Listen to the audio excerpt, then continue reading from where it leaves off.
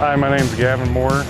I'm a certified technician here at Vermeer Midwest in East Moline. I'm going to show you how to reset the maintenance reminder on a Vactron vac. All right, first thing you do is turn the key on.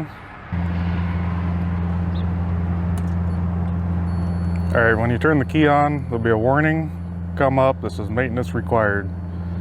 Push the check mark, push the timer, and you can scroll through and see every maintenance that needs required. When it has a 0 beside it, that means that maintenance is required now.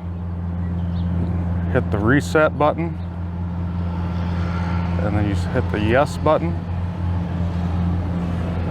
and it'll go up to the predetermined hour reading. You can scroll through and do the rest of them the same way.